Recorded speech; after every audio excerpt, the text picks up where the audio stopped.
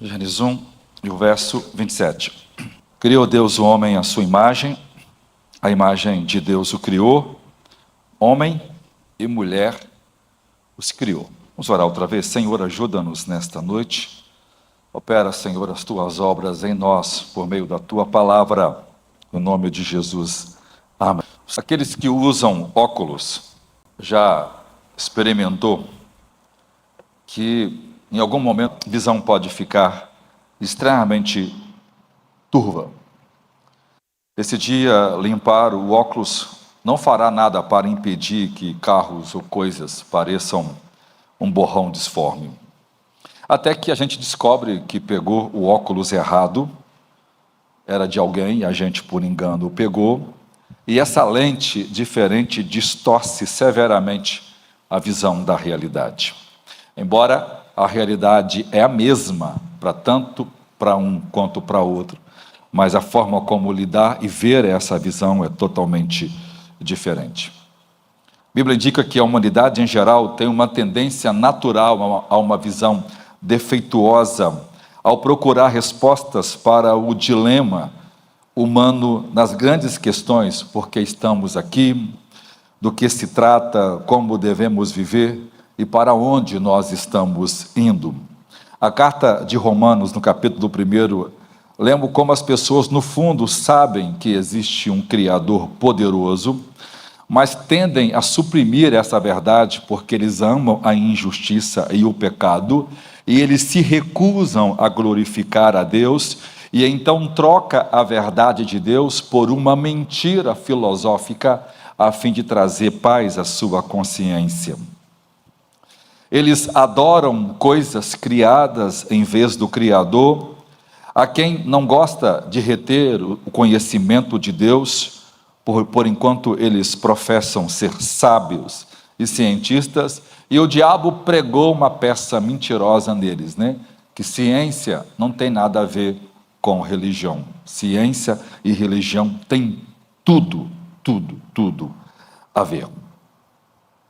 Quando começam a olhar para o mundo através desses óculos certos, ou seja, pela revelação do seu Criador, não surpreendentemente descobrimos que as coisas se encaixam e como elas fazem sentido, em contraste com as fantasias seculares, fantasias e distorções acadêmicas ensinadas no mundo hoje, disfarçadas de respostas inteligentes.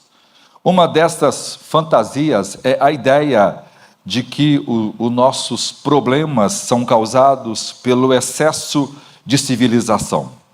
Então, a resposta para todos os problemas humanos é voltar a uma primitividade pacífica, onde a figura do nobre selvagem em harmonia com a natureza vive uma vida extremamente feliz e equilibrada. Não basta dizer que isso é um mito, que isso é uma fantasia, que isso é uma mentira, mas esta é a base de toda a cultura ocidental.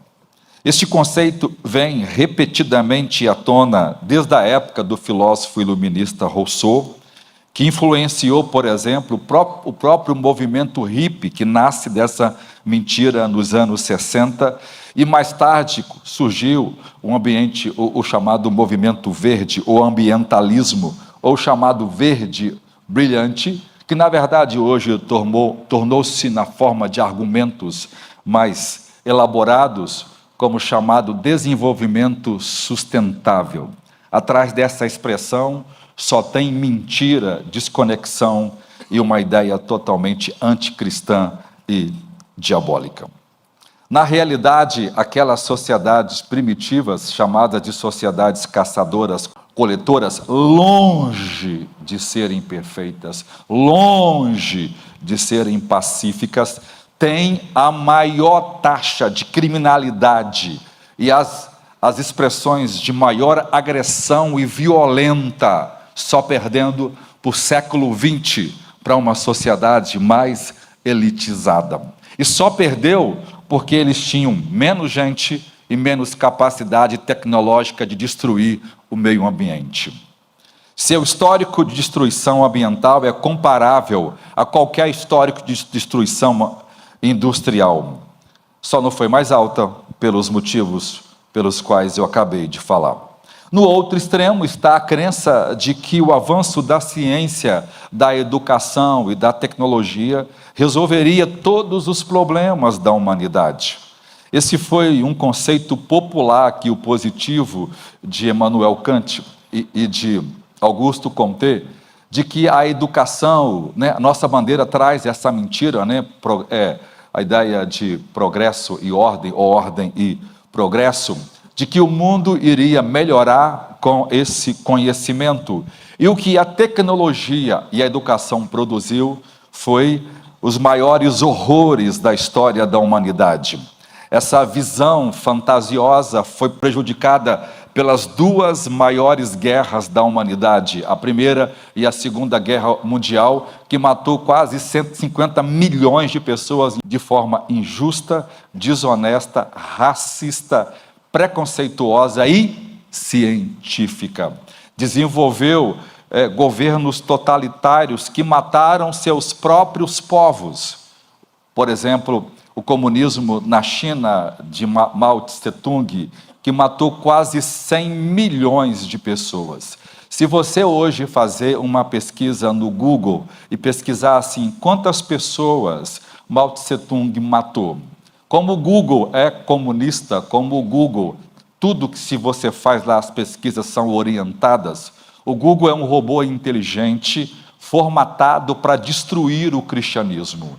Então ele já coloca você em pesquisas que ele sabe que vai mudar a sua visão. O Google hoje é o mecanismo de pesquisa mais bem instruído, anticristão e anti-Deus, que já foi inventado pelo homem. Hoje, a inteligência artificial tem feito um bom serviço para as forças das trevas. E, infelizmente, a maior parte dos cristãos nem sequer sabem disso. Embora eu preguei uma série de sermão sobre isso no início, que eu comecei a falar sobre o céu, como o diabo engana as pessoas usando a própria tecnologia. Aí você faz uma pesquisa dessa, aparece lá, é verdade que Mao Tse-tung matou quase 100 milhões de pessoas, mas ele logo promoveu o maior crescimento populacional da China, de 500 milhões para 900 milhões de pessoas. Ou seja, o fato dele ter matado 100 milhões de pessoas não foi nada, porque depois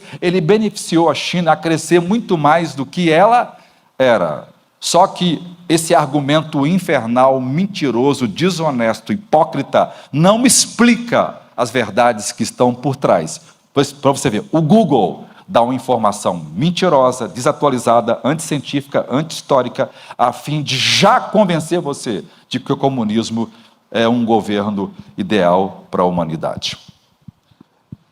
A infelicidade humana no Ocidente, então, tem avançado e nunca foi maior do que é. Com muitos jovens delinquentes, doentes e matando-se mais do que nunca em todos os tempos da humanidade. Nunca houve uma geração tão doente, desequilibrada, disfuncional e irracional como a chamada geração da cultura da tecnologia. Quando a gente olha através dos óculos bíblicos, era óbvio que essas respostas eram ilusões e teriam consequências caóticas para toda a humanidade. Uma vez que o problema está dentro da natureza do homem, nenhuma quantidade de mudança externa poderá resolvê-lo. Daí, o previsível e total fracasso da visão marxista de uma sociedade perfeita. Recentemente, essa visão fantasiosa de um mundo que está varrendo o Ocidente é, na verdade, um renascimento sofisticado do darwinismo social. Segundo essa visão, a solução para os problemas da humanidade se deve às percepções ou razões evolutivas do nosso comportamento. Ou seja, a evolução programou ou reprogramou os indivíduos para agir assim do jeito que eles são. Por isso, hoje, as pessoas estão atenuando penas que deveriam ser punidas com a pena de morte, na divulgação mentirosa de que um tempo de prisão resolve o problema da humanidade. Qualquer um que frequenta presídio sabe muito bem que as prisões hoje piora ainda em um número exponencial os casos de violência. De cada 10 presos, 9 têm reincidência e os crimes praticados é, no mínimo, 200% pior do que o primeiro crime praticado. Se aquele indivíduo matou uma família, ele vai sair e vai matar 10 famílias. Ou seja, e vai ser preso outra vez, e vai viver nesse ciclo, e cada vez que ele sai da prisão, ele é piorado. Mas esta é a definição, por quê? Porque foi a evolução que programou esse indivíduo, porque ele é inferior, ele não evoluiu ainda moralmente. Então, o Estado tenta fazer essas casas de correção, que são as prisões, a fim de fazer... Mas isso é baseado numa visão evolucionista. Por isso, nunca funcionou em lugar nenhum do mundo e nunca vai funcionar. A verdade é que aquilo que distorce a nossa vida é a nossa natureza herdada, que foi resultado de uma rebelião literal, de um homem e uma mulher literais, que foram registrados no livro de Gênesis de forma literal. Se alguém rejeita a explicação bíblica para o nosso dilema, é lógico que ele vai rejeitar a explicação bíblica ou a resposta bíblica da cruz. A cruz do mesmo Senhor, que foi o Criador de todas as coisas, e Ele mesmo disse: se você não acredita em Gênesis, jamais você pode acreditar nas minhas palavras.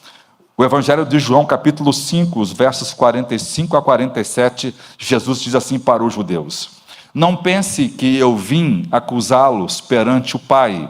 Há um que te acusa, que é Moisés, em quem vocês colocaram a esperança. Porque se vocês acreditassem em Moisés, que foi o autor do livro de Gênesis, vocês também acreditariam em mim, pois ele escreveu sobre mim. Mas se vocês não acreditam nos seus escritos, como vocês podem crer nas minhas palavras? Se alguém não acredita na autoria mosaica, por isso o diabo, no mesmo tempo que criou a evolução, interessante, em 1859 é lançado o livro A Origem das Espécies, de Charles Darwin. 10 anos antes, o diabo lançou uma teoria com base em 2 pastores que foram influenciados por uma cultura puramente hinduísta, eram pastores, mas se converteram ao hinduísmo, mas mantiveram ainda a ideia de que eram pastores, e desenvolveram um conceito de que Moisés não foi o autor de Gênesis ou do Pentateuco, é um ajuntamento de retalhos, de pedaços de textos, escrito em épocas diferentes, por comunidades diferentes, a comunidade que usava o nome de Deus, jeovista, a comunidade que enfatizava a tradição sacerdotal, chamada de sacerdotes, a tradição que enfatizava o nome de Deus, Elohim, a tradição eloísta. E aí foram criando as escolas a fim de desfazer o conceito de que Moisés é o autor de Gênesis, para tirar a autoridade histórica de Gênesis, para que o diabo pudesse dizer que esta história de Gênesis 1, 2, 3, 4 até 11 é uma história fictícia, é uma história simbólica, não é uma história real. E, infelizmente, grande parte dos teólogos compraram essa ideia. Uma das coisas que eu mais acho incrível é um cara que briga tanto por ortodoxia e a autoridade das escrituras, mas advoga a ideia da evolução, ou a ideia de eras geológicas, ou seja, dando um número absurdo de tempo para que as coisas evoluem, e não acredita na criação de 7 dias literais, como está escrito no livro de Gênesis e como é falado em toda a Escritura. Nós já vimos que a palavra de Deus afirma sobre a tendência humana de distorcer a realidade à parte de Deus, destacando assim o absurdo de avaliar as Escrituras em qualquer coisa que não seja em seus próprios termos. Os sermões dessa nova série sobre o céu é sobre a Bíblia versus secularismo. Eu viso ajudar a nós e a nossos filhos a ter a emoção de ver o mundo como ele realmente é, sem a distorção dos óculos evolucionistas, materialistas e ateístas. Que esses sermões sejam uma ferramenta de Deus, em sua graça, para nos conduzir à realidade dos pecados eternamente perdoados e à volta à paz com Jesus Cristo. Então, primeira parte do sermão aí, o mito do nobre selvagem. Rousseau, em seu Contrato Social, que eu preguei a quarta passada, desenvolveu a ideia mentirosa do bom selvagem. Desse tipo de mito, as sociedades menos avançadas tecnologicamente são mais inocentes e não corrompidas pelos vícios e tensões da civilização.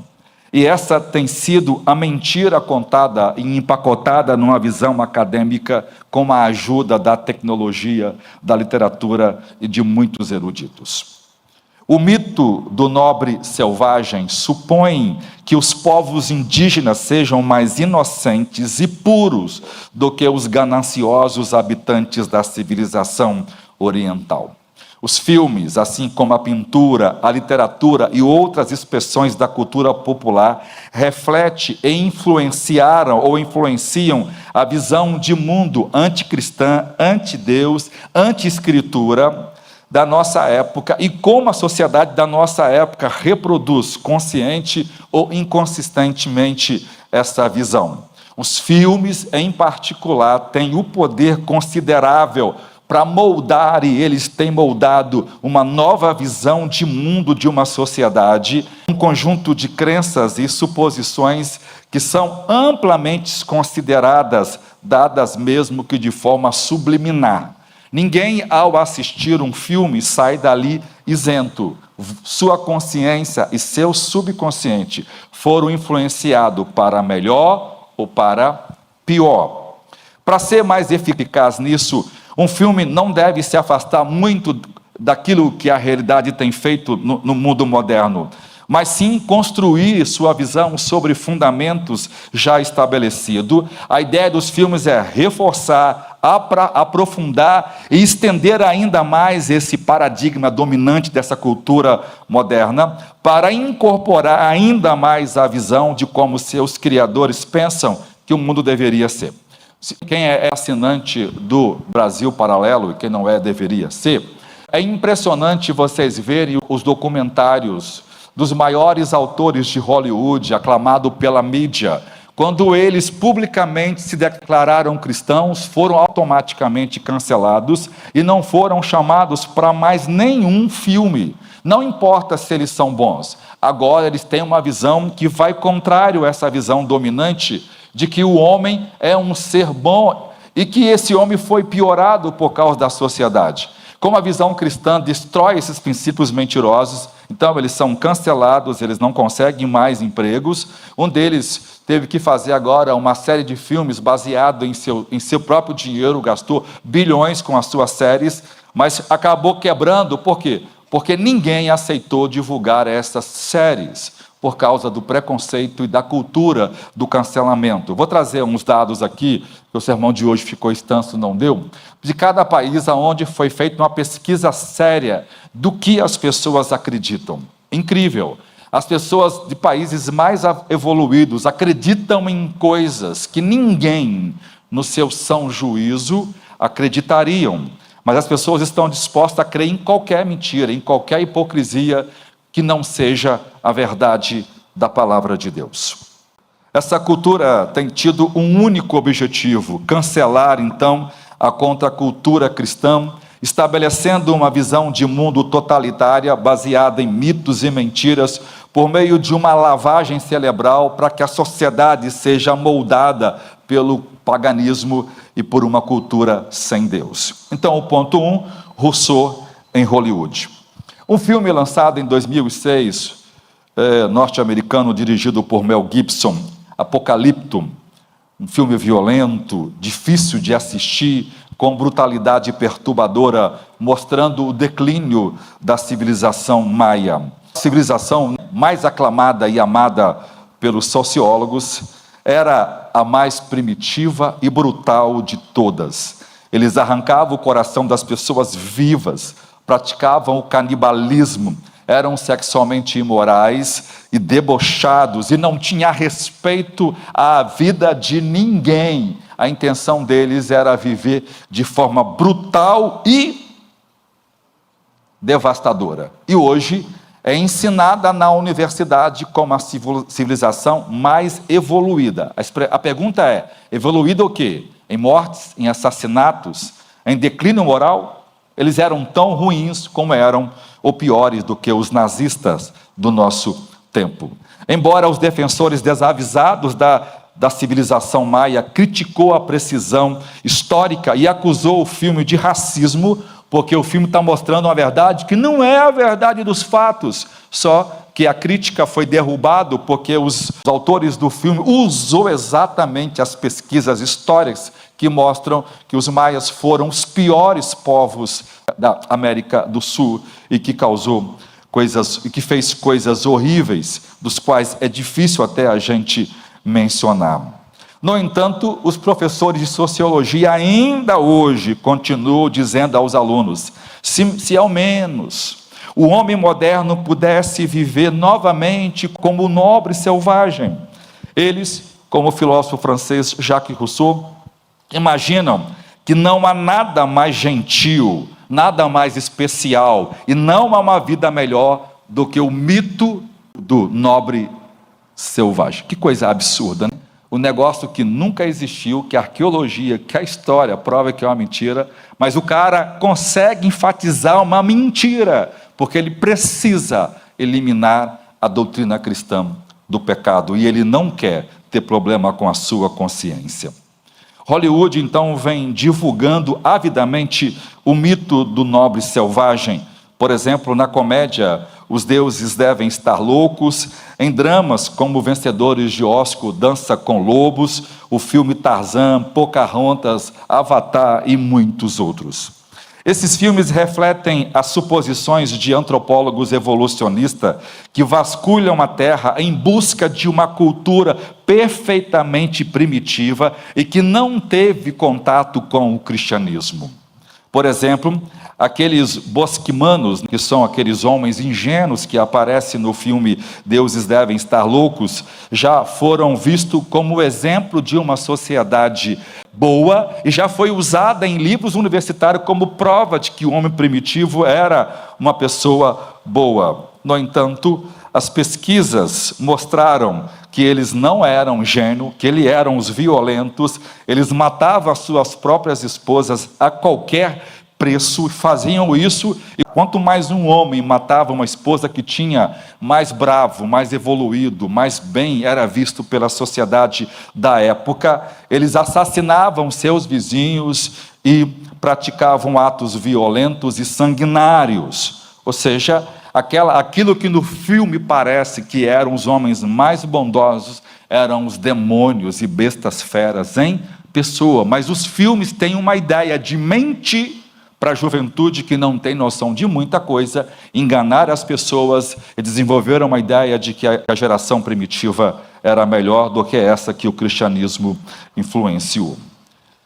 Da mesma forma, o caráter do índio americano, que já foi defendido, e do índio brasileiro, que eram pessoas maravilhosas, que foram os portugueses que chegaram aqui. Se você hoje lê, por exemplo, a Marilene Chauin, que é uma socióloga do Brasil muito famosa, que é lida hoje na universidade, ela fala essa asneira de que foram os portugueses que corromperam os índios. Ao chegar aqui, os índios nunca foram bons, nunca foram ruins, eram tão maus, eram sanguinários, eram assassinos, eram canibais, eram adultos, eram mentirosos, eram enganadores, viviam numa sociedade sem equilíbrio e desajustada.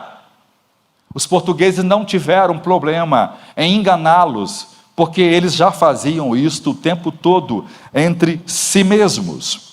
Ainda assim, o homem moderno procura ilusoriamente por culturas primitivas que reflitam sua suposta inerente bondade. Ponto 2, então, Rousseau em Avatar. Outro filme que foi um sucesso de bilheteria e que veio para anestesiar a consciência das pessoas foi o filme Avatar. A ideia do autor é mostrar perfeitamente a teoria de Rousseau. No filme, o tema subjacente que poucos percebem é que, obviamente, a tendência histórica das sociedades tecnologicamente avançadas em sua busca por recursos é de usar força para impor sua vontade às culturas indígenas, simbolizadas pelos Navi. Os Navi é uma palavra contratada por um filólogo, é uma contração da palavra nativo com ingênuo e puro. A ideia é que esses navios sejam vistos como um povo puro, um povo legal, um povo bondoso, mas que foi destruído pela maldade dos homens da terra e chegaram e invadiram o planeta de Pandora e tirou a paz deles. Tais culturas são, na versão atual do mito do nobre selvagem de Rousseau, considerada uma harmonia perfeita com a ecologia, com a natureza e com as pessoas à sua volta. A mentira do filme supõe equivocadamente que culturas indígenas sejam mais inocentes e puras do que as gananciosas, ou do que os gananciosos habitantes da civilização ocidental. E quando você fala ocidental, ele está se referindo unicamente à cultura cristã.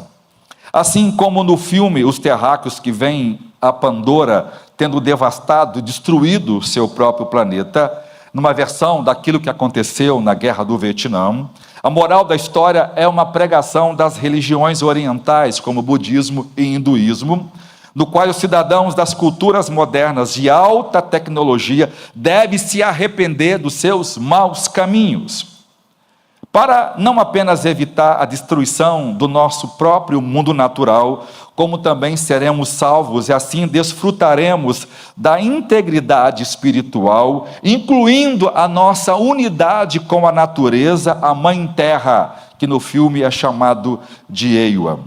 Incoerentemente, as pessoas recebem as vibrações antitecnológicas dessa profunda mensagem pregada da chamada espiritualidade verde pelos ambientalistas, ou conexão com a natureza, enquanto eles estão sentados no cinema de altíssima qualidade, com ar-condicionado, com telas e grafos de computadores ou de última geração, mas estão recebendo uma mensagem antitecnológica. E para aumentar a ironia, a máquina de marketing do Avatar não tem escrúpulos em se associar com o McDonald's.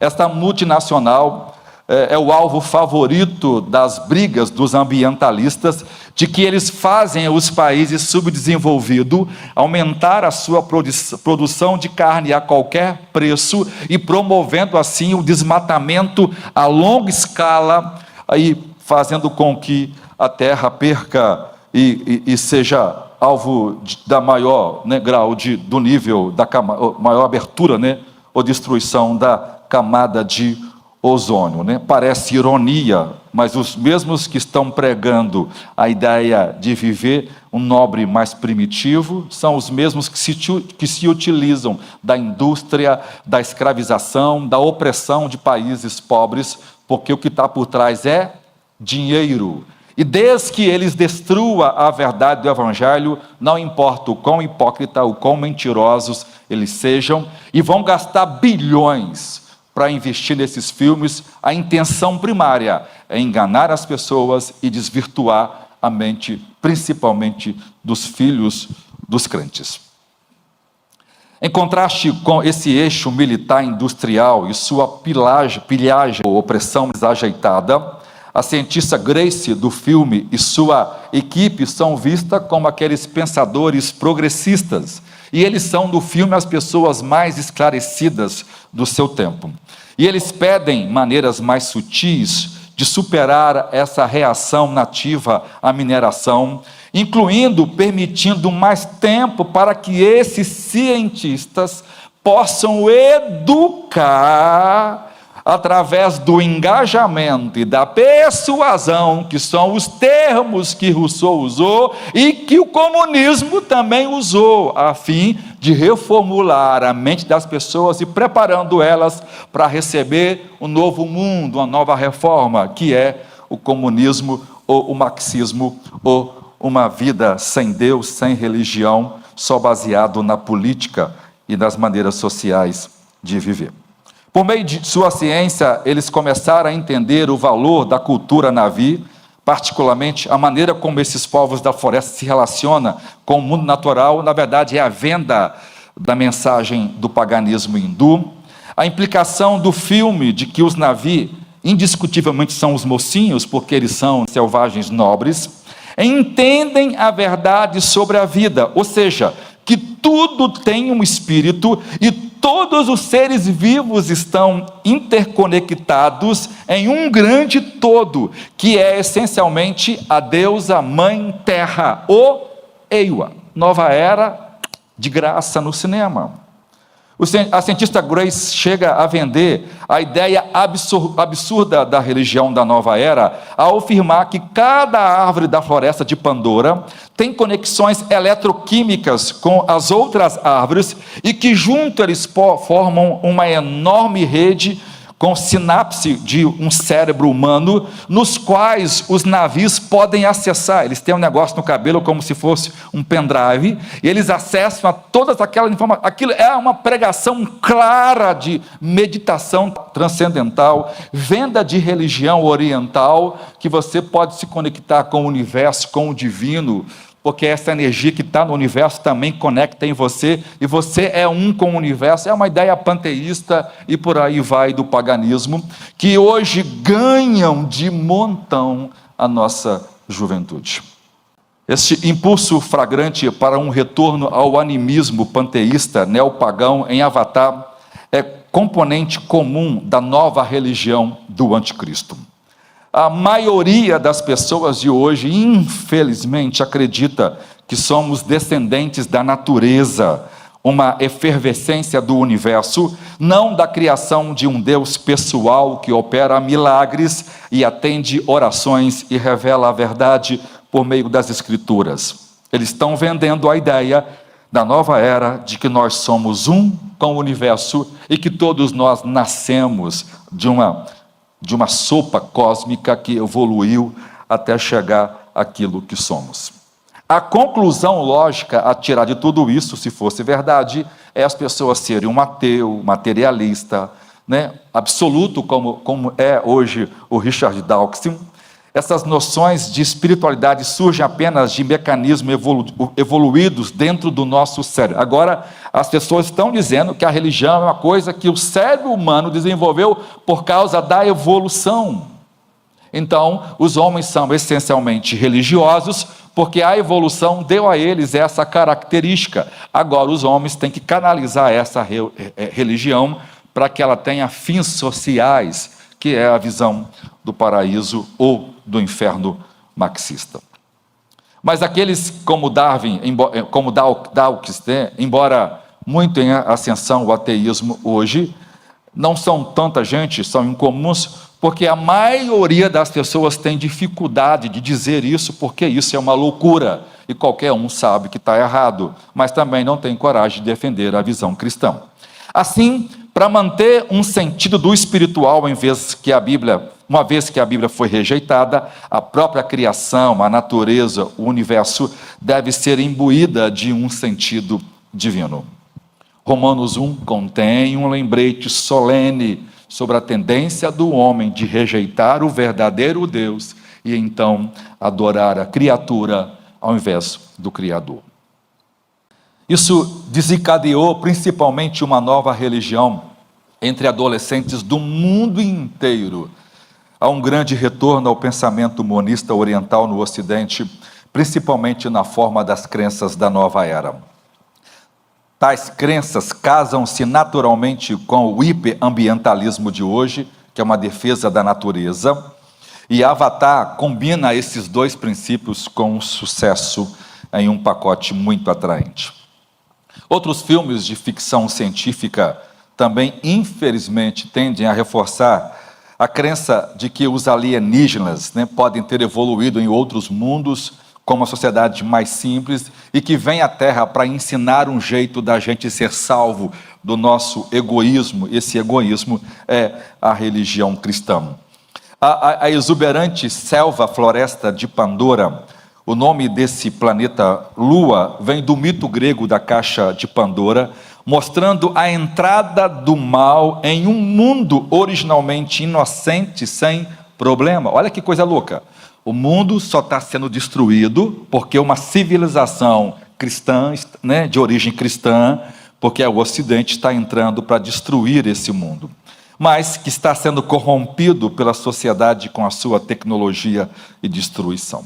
Enquanto ele explora esse paraíso biológico com a inocência de uma criança, o grande, né, e longo avatar azul de Jacob, nos faz pensar em Adão e Eva, especialmente quando ela, de forma proposital, tira uma fruta e dá para ele comer, do mesmo jeito que Eva faz no livro de Gênesis. A floresta ainda tem a sua própria árvore especial, como tinha no Gênesis.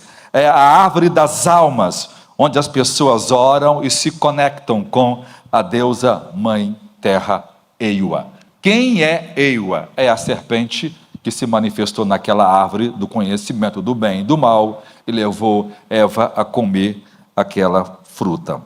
Em Avatar, a estrutura de realidade da Bíblia baseada em Gênesis é um inimigo.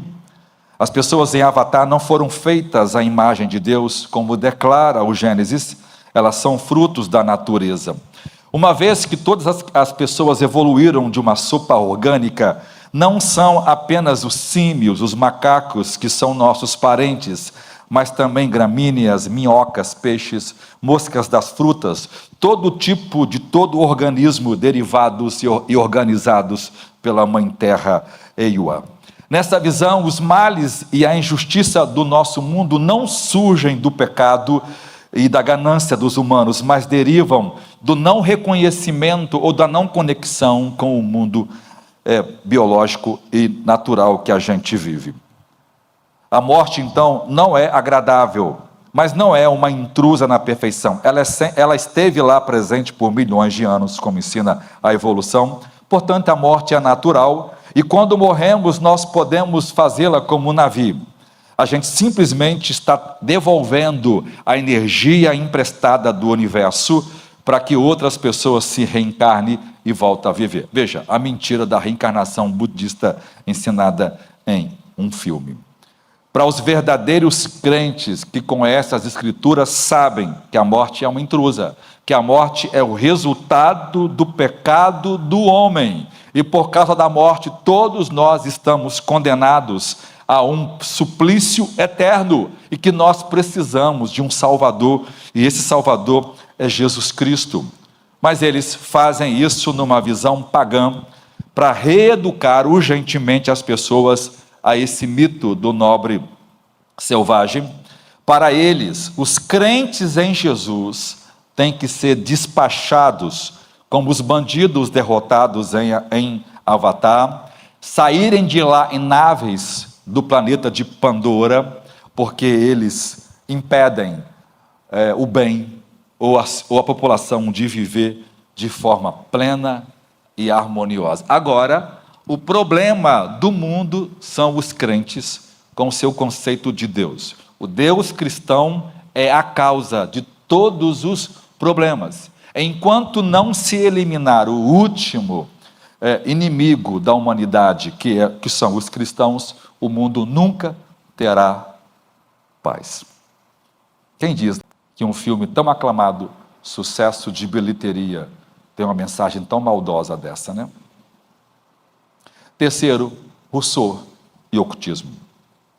Outra religião vendida pela tela do cinema é o ocultismo, principalmente influenciado pela saga do Harry Potter.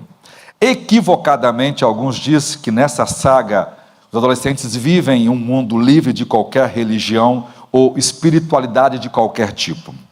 No mundo de Harry Potter, diz que se pode beber sangue de um animal morto, e isso dá poder às pessoas, que um sacrifício humano, satânico, e o sangue poderoso de Harry pode trazer uma vida nova, que a possessão demoníaca não é espiritualmente perigosa, e que passar através do fogo, entrar em contatos com mortos e conversar com fantasma ou com outros seres espirituais é normal e aceitável. As ideias dos filmes e literatura sobre ocultismo é divulgar uma religião neopagã, ou chamado paganismo moderno. Eles são influenciados por crenças pagãs antigas e práticas ritualísticas da Europa Ocidental anteriores ao aparecimento do cristianismo, e afirmam que essa é a religião mais antiga do mundo. Olha a maldade do diabo nesses filmes. A ideia maldosa por trás disso está o mito do nobre selvagem de Rousseau, pois também havia uma religião nobre, onde as práticas da magia, bruxaria e feitiçaria e o domínio do mundo espiritual era algo ingênuo, bom e nobre, e que foi o cristianismo que condenou essas práticas na Idade Média. Maldoso isso, né? No Antigo Testamento, Deus proibiu essas práticas exatamente porque elas eram resultados da maldade do coração humano. As religiões que praticavam essas artes estavam envolvidas em rituais de canibalismo, de sacrifício de criança como ao deus Moloque, cheios de imoralidades bestiais e cultos a demônios. Eram nações sem nenhum princípio moral, onde engano, mentira, ódio, traição operavam. Essa corrupção moral fazia com que os povos se autodestruíssem e vivessem em grandes inimizades, e eles oprimiam um ao outro por meio da guerra. De nobreza, de bondade e de pureza, eles não tinham absolutamente nada. Em nenhum desses povos, a ciência e a literatura floresceu. Pelo contrário, eram povos atrasados, bárbaros, bestiais e inimigos de qualquer bondade. Eles não conheciam nenhum princípio de verdade, de amor ou de honestidade que o cristianismo trouxe. Eles não foram corrompidos pela sociedade ocidental. Eles já eram corrompidos em seu baixo nível. A ciência só foi possível, então, por causa da erudição cristã.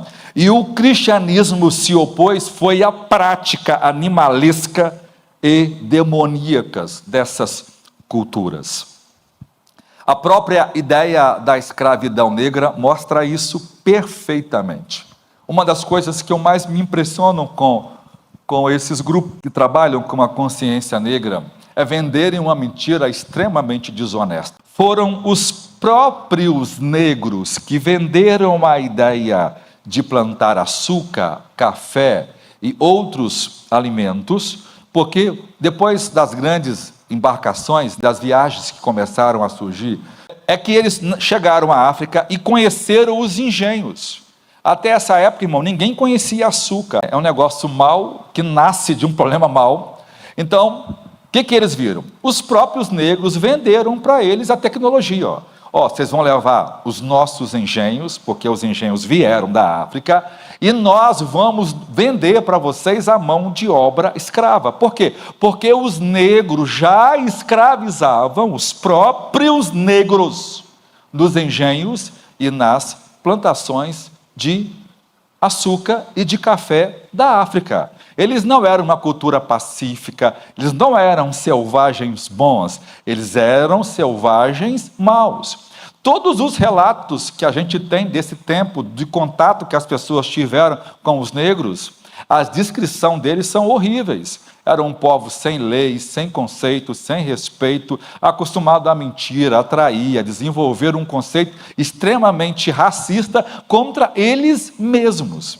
Então vejam, nunca um branco capturou um negro na África no tempo do tráfico de escravos. Os navios chegavam na costa da África, estavam lá pilhas e pilhas de cadeias de madeira construída, cheias de negros à venda. O John Newton conta que quando ele chegava para comprar escravos, ele ia, escolhia mulheres, homens, crianças que haviam sido capturados pelos próprios negros em guerra. Era o trabalho, eles viveram 300 anos capturando, matando tribos e trazendo para vender os próprios irmãos. Eles compravam, trocava a troco de cachaça, de drogas, porque eram viciados em drogas e em bebida alcoólica e vendiam os seus próprios irmãos. Ou seja, a mesma maldade que estava nos brancos, você vê, um dos argumentos que foram usados, inclusive pelos cristãos que defenderam a escravidão, era que aqueles escravos dos crentes eram muito mais bem tratados do que eram tratados em suas próprias tribos. Veja, e era um argumento verdadeiro. Por quê? Porque eles vieram de uma selvageria total. Embora esse não seja um argumento certo, mas a prova é que não havia lá uma sociedade primitiva, pacífica. Havia uma sociedade tão má quanto os brancos. É tão maldoso e horrível o que os negros fizeram com os próprios negros, quanto aquilo que os brancos fizeram com os negros. Veja, a própria história da escravidão mostra para a gente que os homens nunca foram bons e que a ideia de um nobre selvagem é a mais absurda ideia. Mas o diabo sabe vender uma mentira bem feita. E pior, os próprios filósofos iluministas, já preguei esse sermão para os irmãos, apoiavam a escravidão. Vou pregar um sermão sobre Voltaire, já falei sobre ele quando falei sobre a escravidão. Ele era dono de navio negreiro, ele tinha uma grande soma no banco, no comércio e compra, ele tinha escravos, ele fazia isso. Em um livro ele escreve defendendo os maus tratos que os donos de escravos faziam a seus escravos, mas ele era um traficante de escravos. 2. Rousseau e o mito que destruiu a cultura. Uma vez que qualquer civilização que abandona Deus como fonte da verdade, e então a humanidade pode olhar apenas para si mesma, para tentar encontrar o que é real, o fim será sempre ruim. No entanto, a Bíblia sempre revela que o homem começou como um jardineiro pacífico, mas rapidamente degenerou por causa dos seus próprios pecados, e por isso ele mesmo assassinou seu próprio irmão.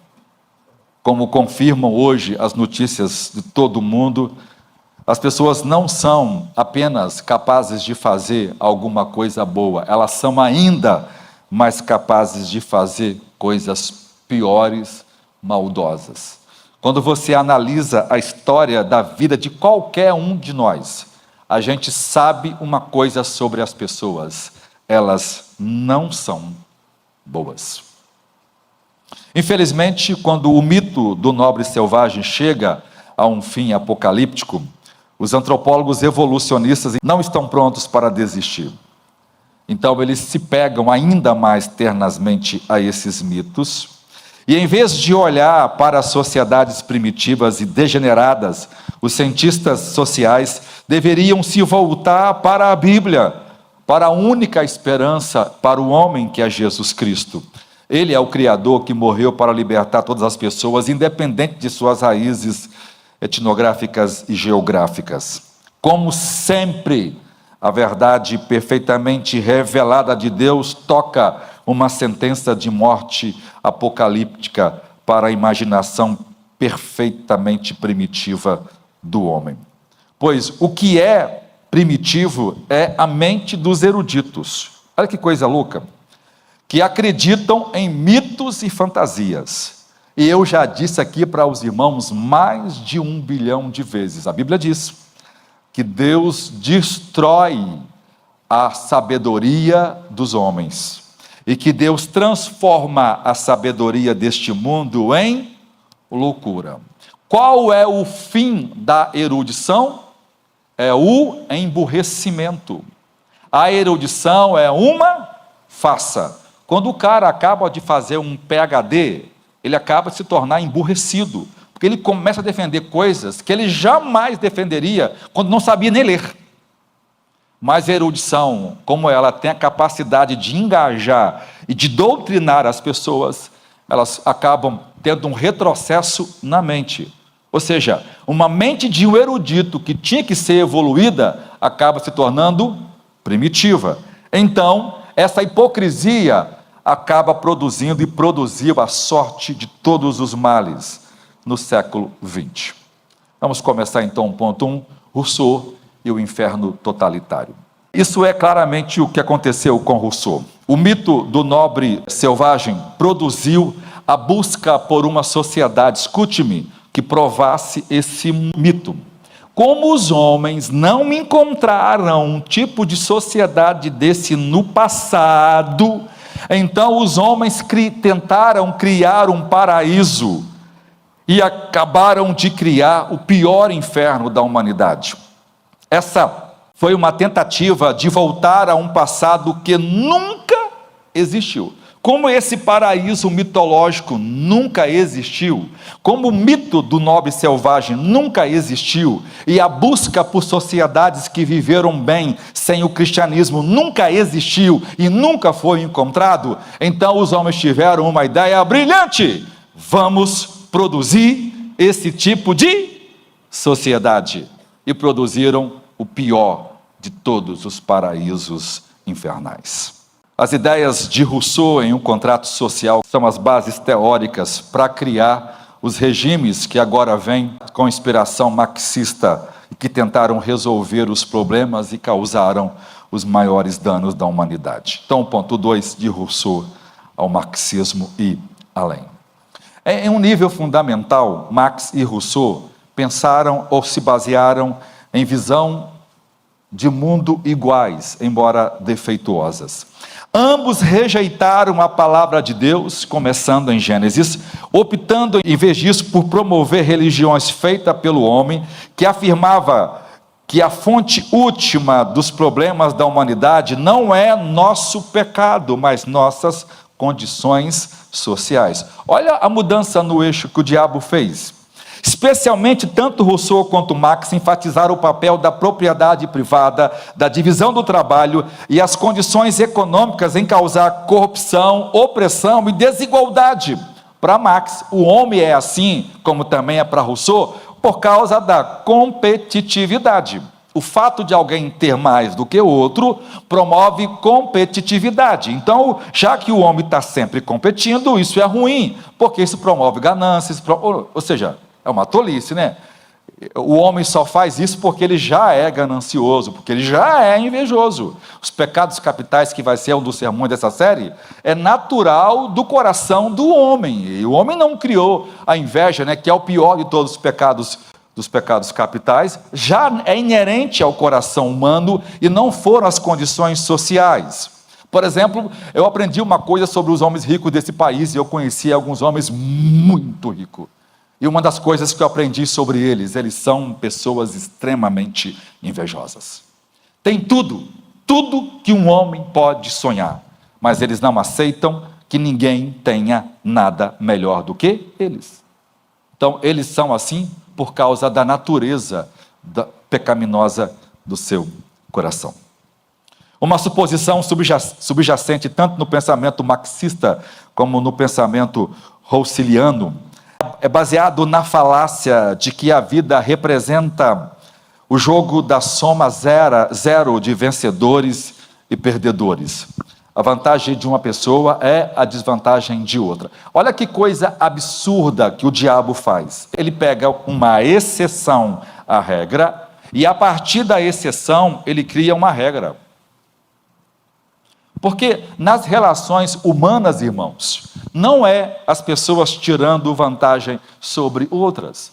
Se eu tenho uma fazenda e eu planto arroz nela, e eu vendo arroz para os irmãos que não plantam arroz, e os irmãos se beneficiam de um arroz no preço justo, não tendo o trabalho de plantar, sustentar a terra, ter trabalhador, tudo aquilo, máquinas, e ensacar e vender aquilo tudo, não tem nenhum custo, e paga barato por isso depois, por um preço justo, existe alguma exploração minha dos irmãos? Só porque eu sou o dono da terra e planto arroz e vendo para os irmãos? É uma hipótese, tá, irmãos? Por favor, eu não tenho fazenda. Não, pastor, o certo é o Estado ser dono dessa plantação de arroz. E aí, todo mundo vai plantar. Olha que tolice. Primeiro que, se todo mundo for plantar, né, não tem espaço para todo mundo plantar. Segundo que nem todo mundo vive de plantar arroz, ué. Há outras coisas que tem que fazer. Então, o Estado toma disso, vai lá, coloca uma mão de obra barata, baratíssima, aí essa mão de obra planta, o Estado pega aquilo e o Estado vende aquilo. O Estado paga um salário baixíssimo. E o cara, para comprar arroz, ele sofre. E vende o arroz num preço maior do que o dono anteriormente vendia. O Estado enriquece e os cidadãos ficam pobre de maré de si. Isso é em nome do bem comum. É em nome de que todo mundo tem tudo. Então agora você não terá inveja de mim. Por quê? Porque o arroz que você come, seu tolo, é você também que planta. E você paga para o Estado. Ou seja, o Estado não dá arroz para ninguém. Ele vende. O Estado enriquece e pega esse dinheiro do partido, e esse dinheiro do partido é usado para financiar rebeliões armadas no mundo inteiro, para destruir regimes, para que o mundo inteiro viva essa ilusão da opressão do paraíso comunista. Veja, os dois homens considerados os mais sábios do mundo, Marx e Rousseau, ensinando a maior mentira de todos os tempos. E se você conversar com um professor universitário, é melhor você nem abrir a boca, porque o nível de emburrecimento desse pessoal sobre esse assunto é impossível de conversar. Por quê? Porque perderam a capacidade de pensar livremente, porque foram enganjados, doutrinários, e a mente nunca mais pode ser mudada. Normalmente essas pessoas nunca mais são atingidas pela pregação do Evangelho. O diabo faz um trabalho bem feito na mente das pessoas. Ambos acreditam que a chave para libertar a humanidade de suas concorrentes reais ou imaginárias resiste na criação de sistemas totalitários. Para Rousseau, o contrato social, e para Marx, o comunismo. Em ambos os sistemas, um coletivo de humanos com ideias semelhantes seria a autoridade para a verdade. Esse coletivo é um grupinho de pessoas comandando a maioria, com ideias absurdas que a maioria nunca aceitou, mas que um contrato social fictício diz que aceitou. Então, os cidadãos imporiam essa verdade uns aos outros, e eles iriam se auto-abandonar em virtude do coletivo. Isso é um absurdo, isso nunca aconteceu. Isso é feito com campo de concentração, com morte, com execução, e o Estado comunista executa a gente todo dia. Dessa forma, a humanidade se redimiria para alcançar uma salvação baseada em obras. Resumindo, os paralelos políticos entre Marx e Rousseau, o Lúcio Colette, que é um historiador americano, diz: minha tese é que a teoria política revolucionária, tal como se desenvolveu desde Rousseau, já está prenunciada e contida no contrato social. Ou, para ser mais explícito, no que diz respeito à teoria política, em sentido estrito, Marx e Lenin não acrescentaram nada a Rousseau. Ou seja, copiaram, fizeram Ctrl-C, Ctrl-V, a não ser nas questões das bases econômicas para o definhamento do Estado. Por quê? Porque esse tipo de cultura definha o Estado. Considerando a notável conexão de Rousseau, embora originalmente desconhecida com o marxismo, não é de admirar que o rosto de Rousseau esteve presente em grandes partes das moedas comunistas em países comunistas, e o caso de Fidel Castro chamar Rousseau de seu professor.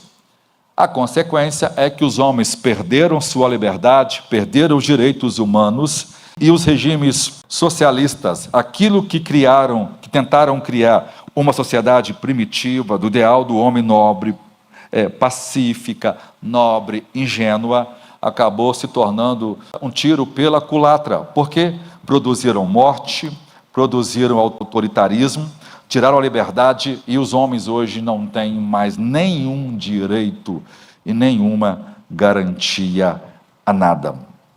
Como nos lembra a história dos abusos de direitos humanos em países totalitários, a humanidade caída não pode funcionar por sua própria vontade e autoridade.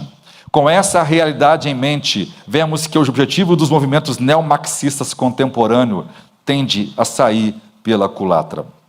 como Marx e Rousseau e as teorias críticas da educação moderna estão enraizadas no neomarxismo, parte de uma visão antibíblica para ver as condições sociais como o problema central da humanidade.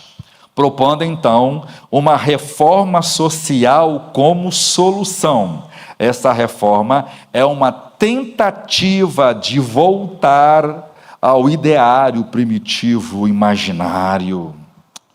Quando os teóricos críticos copiaram Rousseau, sugeriram que os sentimentos dos indivíduos sobre suas identidades autênticas devem ser a base para as normas políticas, morais e para o direito.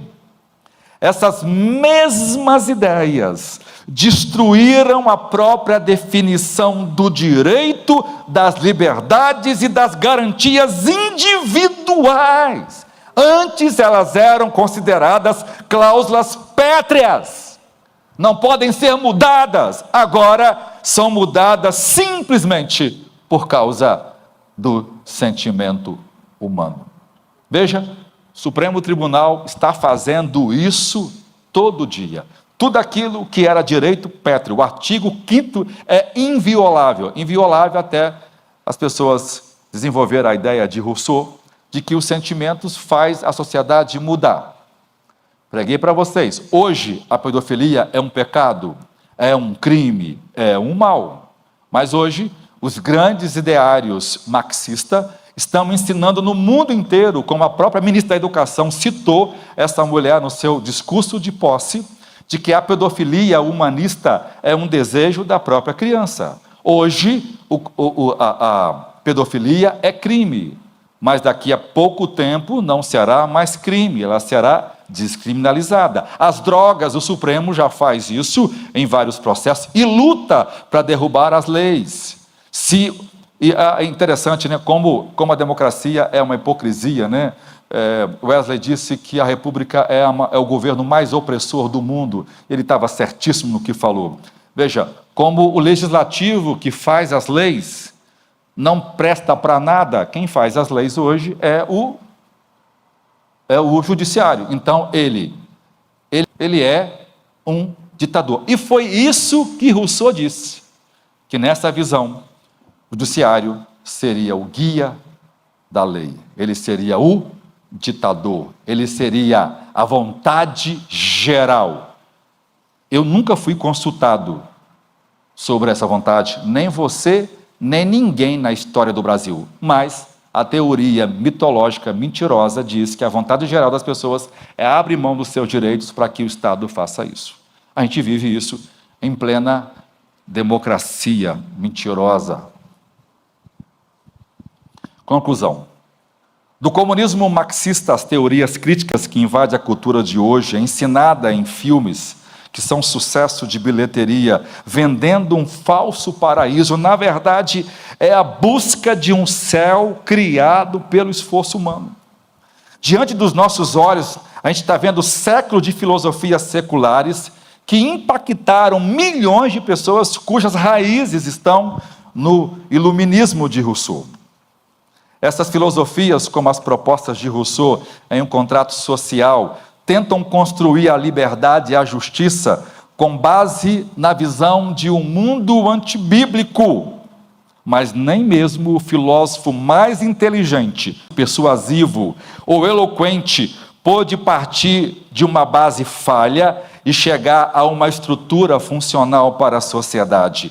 Sem o fundamento sólido da palavra de Deus, os melhores planos dos filósofos falham, trazendo resultados opostos à justiça, à liberdade prometidas. A boa notícia é que quando a gente se volta para o fundamento certo, então vamos encontrar respostas corretas. À luz da palavra infalível de Deus, somente Jesus Cristo tem a solução para esse mundo caído. Nenhum governo humano, seja de direita ou de esquerda, trará a paz definitiva. Olha o que Pedro escreveu sobre isso em 2 Pedro, de 1 a 14. Amado, escrevo-vos agora esta segunda carta, em ambas as quais desperto com exortação o vosso ânimo sincero, para que vos lembreis das palavras que primeiramente foram ditas pelos santos profetas, e de nosso mandamento como apóstolo do Senhor e Salvador, sabendo primeiro isto, que nos últimos dias virão escarnecedores, andando segundo as suas próprias concupiscências, segundo os seus próprios desejos, e dizendo: onde está a promessa da sua vinda? Porque desde que os pais dormiram, todas as coisas permanecem como desde o princípio da criação. Eles voluntariamente ignoram isto, que pela palavra de Deus, desde a antiguidade, existiram os céus e a terra, que foi tirada da água, e no meio da água subsiste, pelas quais coisas pereceu o mundo de então, coberto com as águas do dilúvio.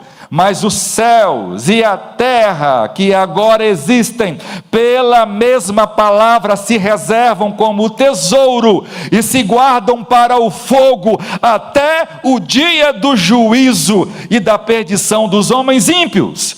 Mas, amados, não ignoreis uma coisa, que um dia para o Senhor é como 1000 anos, e 1000 anos como um dia. O Senhor não retarda a sua promessa, ainda que alguns a tenham por tardia, mas é longânimo para conosco, não querendo que alguns se percam, senão que todos venham a se arrepender. Mas o dia do Senhor virá como ladrão, de dia ou de noite, no qual os céus passarão com um grande estrondo, e os elementos ardendo se desfarão, e a terra e as obras que nele há se queimarão. Havendo, pois, de perecer todas estas coisas, que pessoas nos convencer em santo trato e piedade, aguardando e apressando-vos para a vinda do dia de Deus, em que os céus em fogo se desfarão e os elementos ardendo se fundirão. Mas nós, segundo a sua promessa, aguardamos novos céus e nova terra em que habita a justiça. Por isso, amados, aguardando estas coisas, procurais que dele sejam achados, imaculados, irrepreensíveis e em paz. Curve sua fronte. Senhor, opera uma obra em nós e ajuda-nos.